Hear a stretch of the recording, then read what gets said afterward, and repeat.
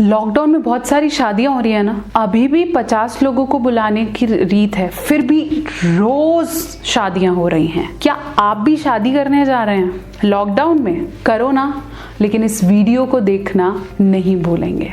अगर आप भी शादी करने जा रहे हैं तो ये सवाल खुद से जरूर पूछें और सोचें, क्या ये सही समय है शादी करने का? क्या ये सही पार्टनर है शादी के लिए? और अगर आपको अभी भी घबराहट है एक शादी को शुरू करने के लिए, तो ये वीडियो आपके लिए बहुत ज्यादा सक्सेसफुल साबित हो सकती है। नमस्कार, मैं हूं डॉक्टर नेहा मेहता। मैं एक क्लिनिकल साइकोलॉजिस्ट हूं और मैं मैरिज काउंसलिंग प्रैक्टिस करती हूं। तो ये वीडियो आपके लिए बहुत ज्यादा लाभदायक साबित होगी अगर आप इसे अंत तक देखेंगे। और अगर आप शादी करने वाले हैं तो ये वीडियो बिल्कुल भी छोड़ने लायक नहीं है। मेरे साथ बने रहें, जुड़े रहें, इस चैनल को सब्सक्राइब करें और मेरी इस वीडियो को लाइक करें, शेयर करें।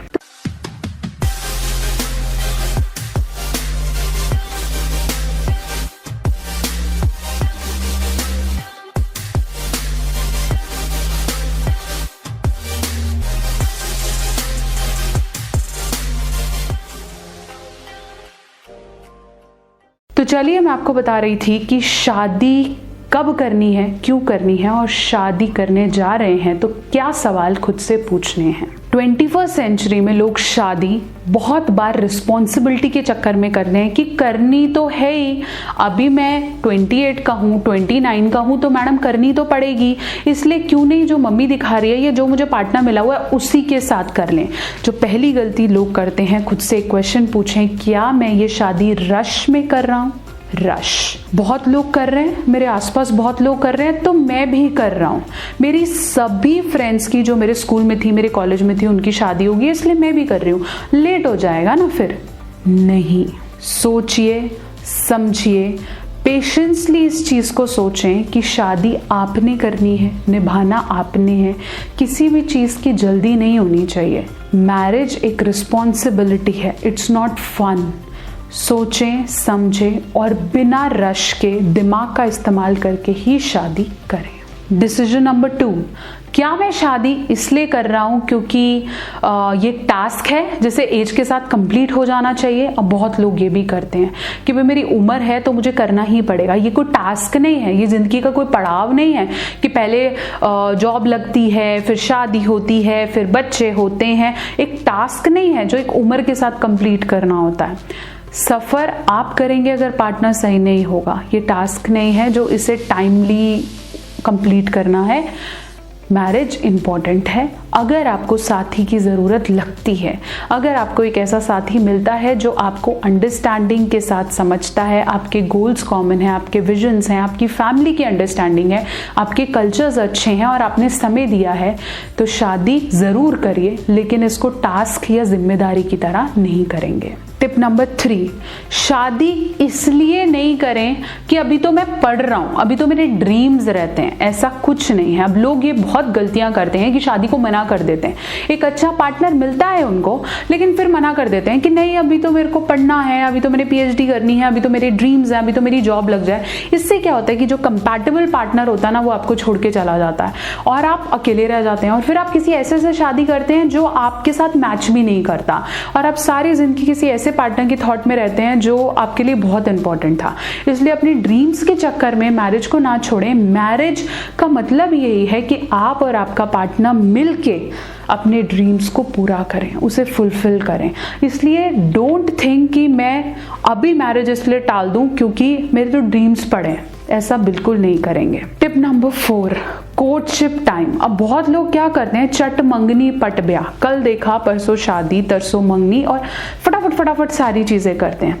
कोर्टशिप टाइम जरूर लें। हम 21st सेंचुरी में रहते हैं जहां लोग बहुत ज्यादा प्रिटेंड करते हैं और इंसान को इंसान के बारे में पता लगाने में टाइम लग जाता है।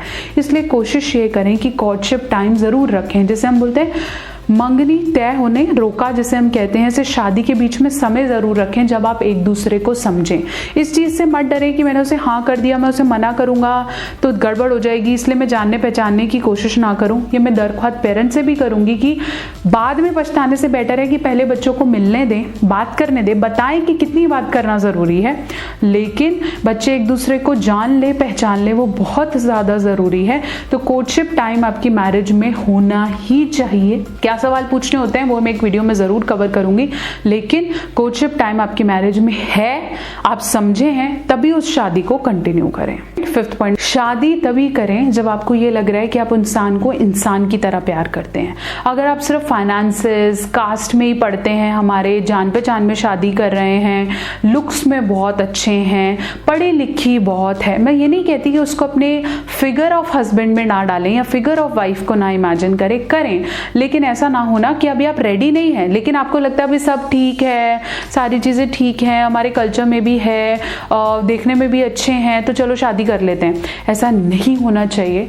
आजकल के टाइम पे बहुत ज़्यादा ज़रूरी है कि आपकी अंडरस्टैंडिंग हो, आप एक दूसरे को रिस्पेक्ट करते हो, आप कैसे वो आपके फैमिली से और आपसे बात करती हैं, उनका कम्युनिकेशन स्किल कैसा है वो आप डेफिनेटली देखें, वो खुद की कितनी रिस्पेक्ट करती है वो ये देखें। ये मत देखिए कि वो सिर्फ आपको इम्प्रेस करने की कोशिश कर रही हैं, अगर वो कर रही हैं तो वो फेक भी हो सकता है।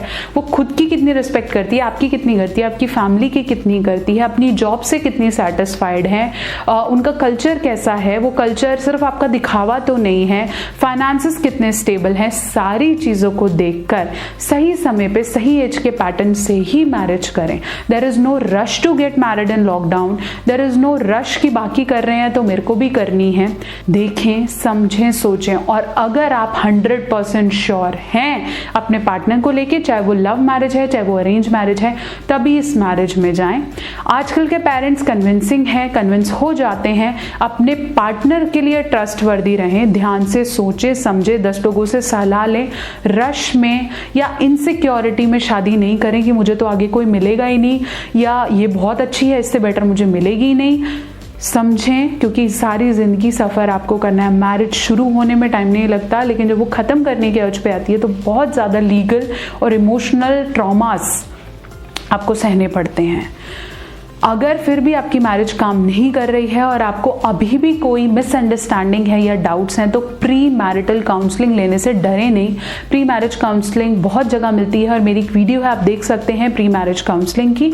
मेरे साथ बने रहें, जुड़े रहें। मैं हूँ डॉक्टर नेहा मेहता, मैं एक प्रैक्टिसिंग मैरिज काउंसलर हूँ और एक क्लिनिकल साइकोलॉजिस्ट हूँ। मेरे इस चैनल को सब्सक्राइब करना नहीं भूलेंगे, और जिनकी लॉकडाउन में शादियाँ हैं उनको बहुत बहुत बहुत मुबारकबाद।